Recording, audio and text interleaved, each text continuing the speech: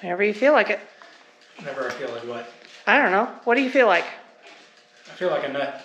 Sometimes I do. Sometimes you feel like a nut, sometimes you don't. And so, finally got the axle shafts to come in. I had ordered from one shop and they ended up discontinuing my order and taking them off their website. So I ordered a set of aftermarket axle shafts for my front Dana 60 and ordered from a different company, and it actually showed up in 3 days.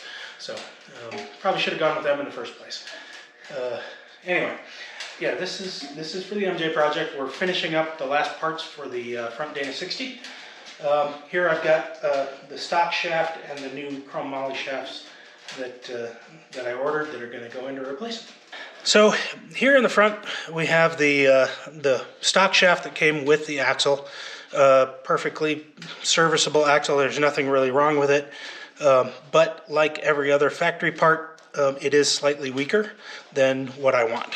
And they're aftermarket upgrades, and that's what these are. These are, we think they're Yukons. I bought them from a third party. But yeah, so you can see that the shafts, the inner shaft, so this goes from the differential out to the steering knuckle. The length is good. And we measured, and the splines are the same size. They're 35 splines each. You can see here's where the seal was riding, and they've got a nice machined face for the seal, and so everything should be good on that end. Even though, you know, this has a taper to make assembly a little easier, this actually I think ends up being stronger. There's a tube seal here. I'm not going to worry too much about the tube seal, mostly because there's a lip that it sits on that this does not have, so this is just going to come out. I might look at trying to find a tube seal later. And we haven't put the U-joints in. We'll get to those in a minute. And then here we have the outers. And again, you can see lengthwise they're pretty good. This has the shoulder to accept this hub seal. The only reason you need this hub seal is if you're using the vacuum disconnect hubs. And I am not going to do that, so I'm not going to bother replacing this seal. I'm just going to run it straight like that. The biggest upgrade that this provides me is going from this 30 spline outer shaft. Now this is 35 spline inner, 30 spline outer. It's a weak spot in the 99 to 2004 Super Duties. The 2005 and newer went to a 35 spline from the factory. But this, with big tires and a little bit of torque and horsepower, and these stub shafts will snap. This is an upgraded 35 spline that fits with the unit bearing. We measured it with our caliper. This was about 1.3 inches in diameter. This is 1.5 inches in diameter. And combine the bigger diameter and the stronger steel, and this will hold up to abuse a whole lot better than this factory size. The only thing I haven't heard you say yet is that they're chromoly. Oh, yes. Well, that's kind of assumed because every aftermarket company makes chrome moly shafts, pretty much. I just kind of assumed that. The one thing you have to do with the unit bearings on the Ford is you actually have to drill them out a little bit because this shaft doesn't fit through the unit bearing, and I forgot to bring one with me today. But so yeah, you just have to open up the hole that this shaft goes through on the unit bearing, and then use special 35 spline hubs or drive slugs or whatever you're going to use. And just to add just a different perspective, you can see these two shafts and you can see how much bigger this is. And in this case, bigger is definitely a lot stronger. And there is the 4340 that indicates this really is a chromoly metal. So the second part of this axle shaft upgrade is going to be the universal joints. Factory Spicer joints are fine, but I'm going to be abusing this Jeep on rocks with really big tires. So I want something a little stronger so that the axle shafts hold up and maybe the drive shaft joint is the fuse that goes if something breaks. Have a couple of them here. We have a Factory Spicer replacement U-joint. It's a SPL 55 3X. This goes in the stock axle shaft, and you can see it's reasonably beefy. It's big. I didn't bring like a 1350 to show, but it's quite a bit bigger. This, on the other hand, is a Yukon Superjoint. It is a big bad Mamma Jamma upgrade U-joint. You can see just immediately the cross section is just bigger and solid. This is the Spicer one it's fine, but it's not nearly as big, not nearly as strong. Another thing about this, let's see if I can slide this off and they get a little sticky. Oh, come on. One of these will come off. There it goes. So we have the cross section there, and then we have this one, and you can see right away that this stub is a lot thicker, makes it a lot stronger, and so a lot more beef. The biggest difference that allows that, you can see in here, you can see the needle bearings. These are designed to roll around as the U-joint gets exercised. Provides lots, hundreds of thousands of miles of wear. Holds up fine. And you can see this one, this one has no needle bearings. So we sacrifice the long-term wear characteristics of the needle bearings to give us the bigger stub here, the bigger, stronger stub. So what you end up having to do, it comes with a grease zerk in the end. And so you have to keep up on greasing this a lot more because you have a flat surface against a flat surface. And so you end up having to grease them a couple of times a year if you go with these.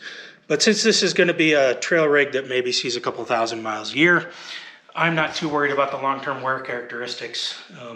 This strength is definitely worth having to go in a couple of times a year and grease this a little extra.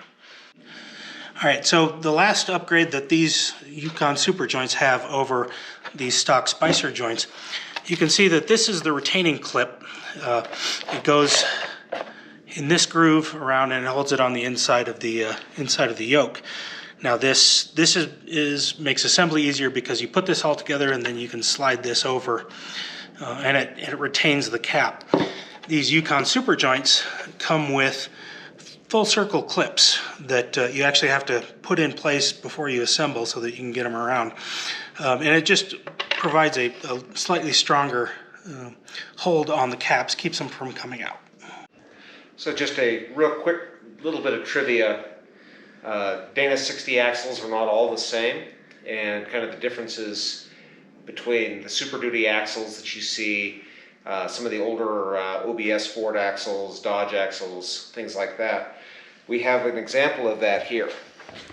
And this is Roy's new outer stub shaft 35 spline upgrade chromoly, and this is the stub shaft from the Kingpin axle that will be going into my M715 project. And is also in penny. And yes. Yeah, very similar, right? They serve the same function, 35 spline shafts. With the unit bearing, the shaft is quite a bit shorter. We also have the case here of the facility for the hub seal. And so, yeah, these are not interchangeable parts from one Dana 60 to another, not even close. And this is to accommodate the older style hub spindle on the Kingpin axles. Yeah, and you can see here, there's a groove cut for a retaining ring right at the edge of the splines, and so the hub body, the locking hub or the drive slug will be here, and this retaining ring will hold the shaft in place with the hub. This, with the unit bearing, this lines up with the inside of the unit bearing, and then you slide the hub assembly in on the outside of it. And so it's just a different assembly, different way of building it. Kenneth and Roy asked me to shoot this in time lapse. Watching people assemble axles, well, there's lots of videos on that, but we are going to break in for some special parts about the install of the Yukon Superjoint here shortly.